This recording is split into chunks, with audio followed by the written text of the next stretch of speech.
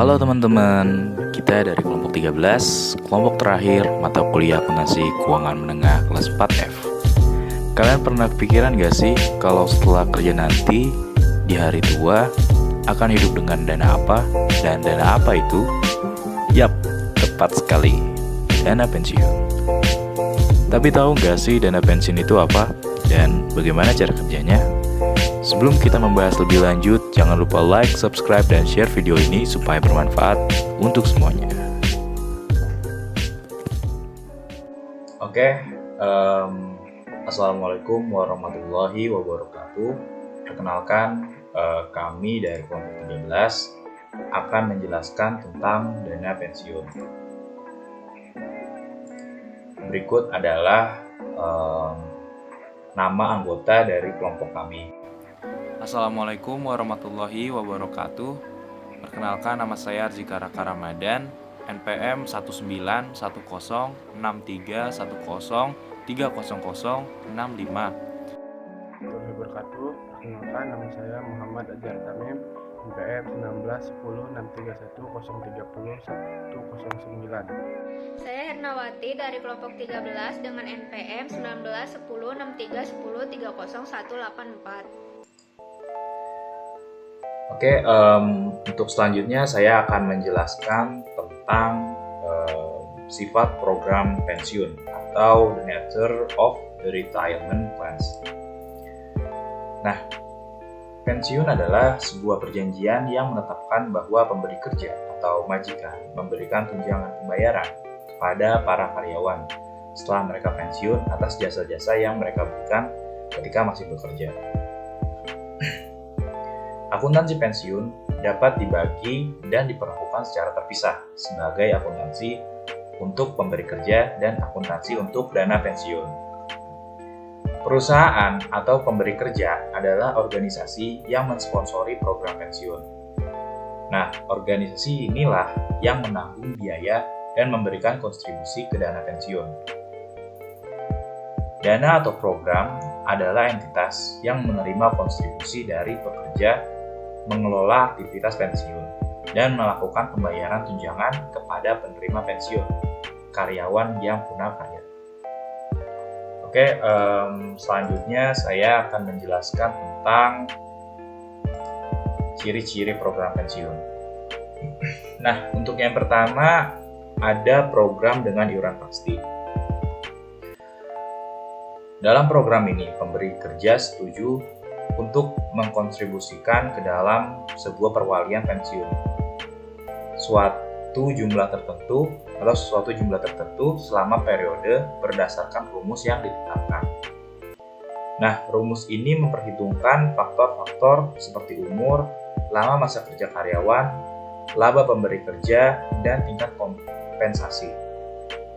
Hanya kontribusi pemberi kerja yang ditetapkan, tidak ada janji mengenai tunjangan yang akhirnya akan dibayarkan kepada karyawan akuntansi untuk program ini bersifat langsung. Kemudian, biaya tahunan atau beban pensiun, pemberi kerja hanya berupa jumlah yang harus dikontribusikan kepada perwalian pensiun. Suatu kewajiban akan dilaporkan dalam neraca pemberi kerja, hanya jika iuran atau kontribusi belum dilakukan secara penuh, dan aktiva akan dilaporkan hanya jika telah dikontribusikan lebih besar daripada jumlah yang diharuskan. Oke, untuk selanjutnya ada program dengan tunjangan pasti. Program dengan tunjangan pasti menetapkan tunjangan yang akan diterima karyawan saat pensiun. Rumus yang biasa digunakan menekankan bahwa tunjangan itu merupakan fungsi dari sekian tahun masa kerja karyawan dan tingkat kompensasi karyawan ketika ia mendekati pensiun. Para karyawan adalah pihak penerima dalam perwalian dengan iuran pasti, tetapi dalam perwalian dengan tunjangan pasti, pemberi kerja adalah pihak penerima. Akuntansi untuk program dengan tunjangan pasti itu bersifat rumit, karena tunjangan ditentukan oleh variabel-variabel masa depan yang tidak pasti. maka harus ditetapkan suatu pola pendanaan yang sesuai untuk memastikan bahwa dana maksudnya yang mencukupi akan tersedia pada saat pensiun guna membayar tunjangan yang telah dijanjikan. Faktor yang mempengaruhi antara lain perputaran, mortalitas, lama masa kerja karyawan, tingkat kompensasi, dan pendapatan bunga. Selanjutnya kita masuk ke dalam sejarah akuntansi untuk pensiun. Sejarah standar akuntansi untuk pensiun, risalah akuntansi pertama yang membahas program pensiun adalah Accounting Research Bulletin nomor 47 yang judulnya Accounting for Cost of Pension Plans yang dikeluarkan tahun 1956 oleh Komite on Accounting Procedures. Panitia merekomendasikan pendekatan aktual yang mengakui bahwa pensiun sebagai beban selama periode masa kerja aktif karyawan bersangkutan dan bahwa biaya dari masa kerja sebelumnya harus dibebankan ke periode mendatang dan bukan merevisi angka laba tahun-tahun sebelumnya. Karena pada saat itu sudah banyak sekali program pensiun yang ada, maka standar akuntansi tidak menetapkan metode tertentu untuk menentukan biaya pensiun. Akan tetapi, standar tersebut tetap menuntut agar laporan keuangan mencerminkan nilai sekarang dari kewajiban tunjangan pensiun kepada karyawan sesuai dengan hak karyawan atas tunjangan yang bersangkutan. Accounting Principles Board membahas masalah pensiun ini dalam APB Opinion nomor 8 yang berjudul Accounting for the Cost of Pension Plans 1967. Dijelaskan bahwa pendekatan aktual bagi akuntansi pensiun tetapi juga belum mewajibkan satu metode tertentu. Namun sebaliknya, jumlah minimum dan maksimum ditetapkan untuk menghitung jumlah biaya pensiun yang tepat. Sejauh akrual beban pensiun, perusahaan masih dalam batas yang telah ditentukan, maka beban tersebut dapat diterima. Selanjutnya adalah opini, ini diganti oleh statement nomor 87 dan 88 secara menyeluruh dan menggantikan pencarian evolusioner akuntansi pensiun yang lebih berarti dan bermanfaat. Dari hasil penelitian selama 10 tahun, antara tahun 1975 sampai dengan 1985, FASB membahas akuntansi dan pelaporan oleh program pensiun, yaitu pengelola dana pensiun sebagai entitas yang terpisah. Hal ini mengakibatkan dikeluarkannya FASB Statement nomor 35 dengan judul Accounting and Reporting by Defined Benefit Plans pada tahun 1980. Baik, selanjutnya ada accounting for pensiun atau akuntansi untuk pensiun. Kewajiban pensiun pemberi kerja adalah kewajiban kompensasi yang ditangguhkan kepada para karyawan atas jasa-jasa mereka menurut persyaratan dalam program pensiun. Tetapi ada cara alternatif untuk mengukur kewajiban itu. Ukuran kewajiban pertama adalah tunjangan terjamin, di mana ini merupakan tunjangan yang berhak diterima karyawan sekalipun karyawan itu tidak memberikan jasa tambahan dalam program. Ada dua masalah yang sering muncul dalam akuntansi pensiun. Yang pertama adalah berapa jumlah kewajiban pemberi kerja dan berapa jumlah kewajiban pensiun yang harus dilaporkan dalam laporan keuangan. Yang kedua, ada berapa beban atau biaya pensiun untuk periode tertentu. Kewajiban pensiun atau pensiun obligation pemberi kerja adalah kewajiban kompensasi yang ditangguhkan kepada karyawan atas jasa-jasa mereka menurut persyaratan dalam program pensiun. Terus ada komponen akuntansi pensiun. Ada beberapa komponen dalam akuntansi untuk pensiun. Yang pertama itu adalah biaya jasa. Biaya jasa adalah beban karena kenaikan hutang tunjangan pensiun kepada karyawan atas jasa yang diberikan selama tahun berjalan. Aktuaris menghitung biaya jasa sebagai nilai sekarang, tunjangan yang diperoleh oleh karyawan selama tahun berjalan. Berikutnya ada pengembalian aktual atas program, merupakan kenaikan dana pensiun yang berasal dari bunga dividen serta perubahan yang telah direalisasikan dan yang belum direalisasikan. Pengembalian aktual dihitung sebagai berikut: saldo akhir program, saldo awal program, sekian, dikurangin dengan yang menghasilkan kenaikan nilai wajar. Terus ada kontribusi tunjangan yang dibayarkan dikurangin dan hasilnya dikurangin dengan kenaikan nilai wajar, dan muncullah ada pengembalian aktual. Yang ketiga ada amortisasi biaya jasa yang belum diakui, yaitu penghargaan yang diberikan kepada para karyawan perusahaan atas tahun-tahun masa kerja mereka yang dijalani sebelum dimulainya program pensiun tunjangan pasti. Metode amortisasi yang biasa dipakai adalah metode jumlah tahun masa kerja. Kita masuk ke contoh soal. Napayoko memulai program pensiun tunjangan pasti pada tanggal 1 Januari 2009 yang mencakup 170 karyawan. Dalam negosiasinya dengan para karyawan, Napayoko memberikan $80.000 biaya jasa sebelumnya pada para karyawannya.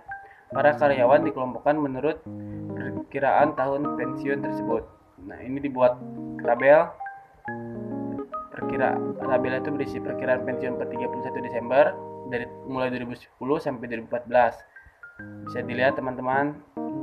Kemudian informasi yang berhubungan dengan program pensiun untuk tahun 2010 sebagai berikut. Yang pertama itu ada saldo 31 Desember 2009. Biaya dibayar di muka $1, proyeksi kewajiban tunjangan $112, aktivitas program $111.000, biaya jasa tahunan $1.500, suku bunga penyelesaian 10%, pengembalian aktual atas aktiva program $11.100, kontribusi tahunan $20.000, tunjangan yang dibayarkan kepada para pensiunan selama tahun berjalan $8.000.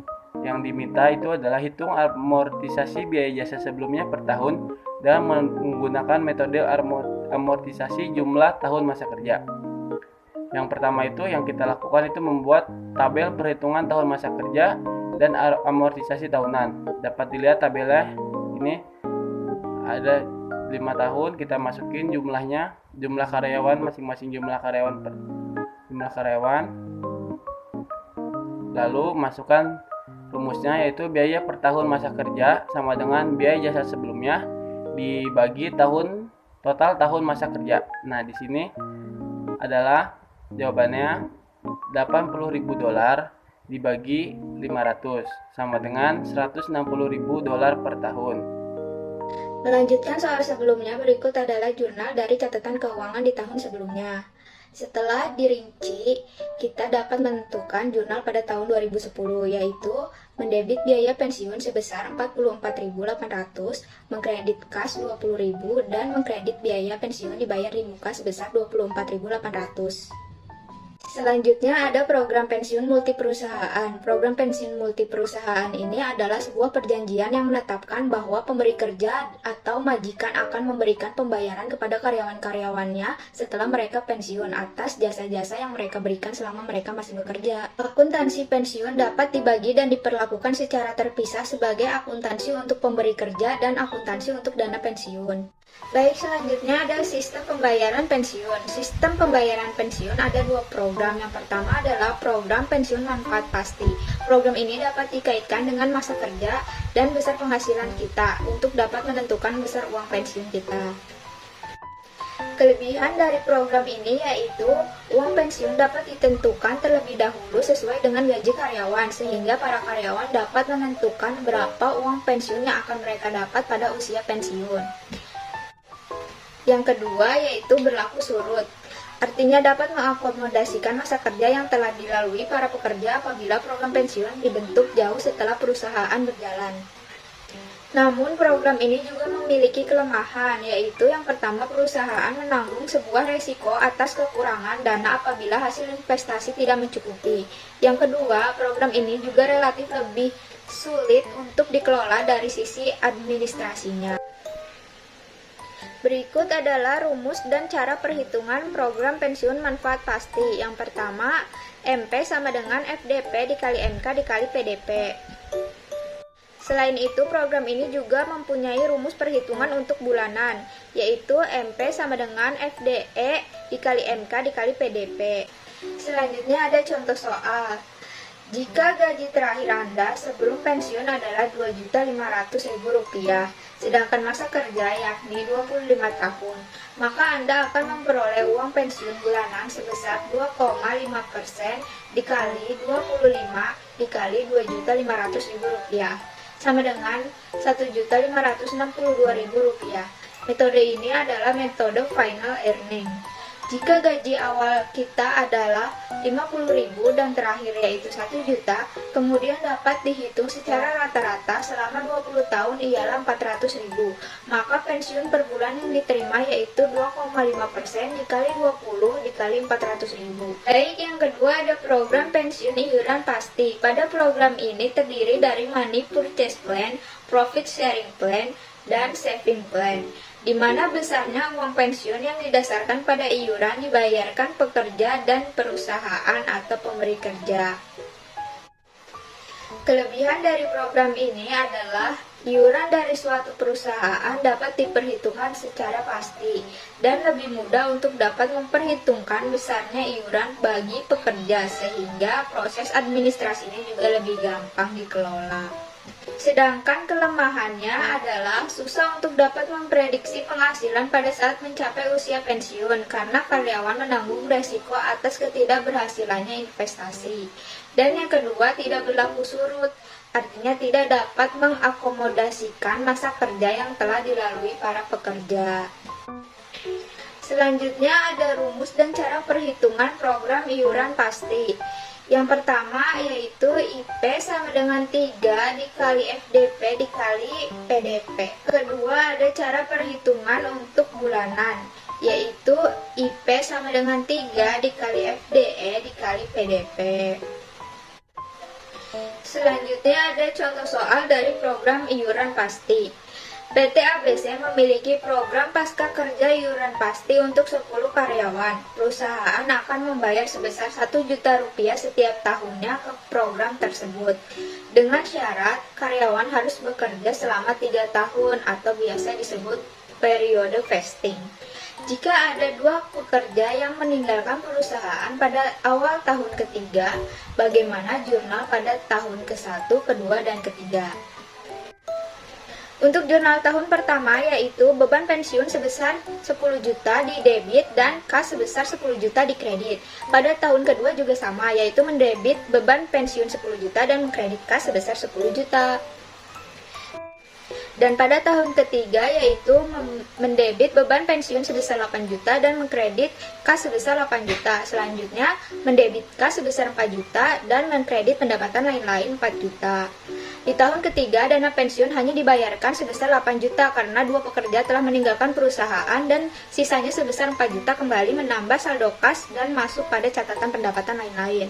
4 juta itu dari masing-masing karyawan yang keluar, jadi masing-masingnya itu adalah 2 juta.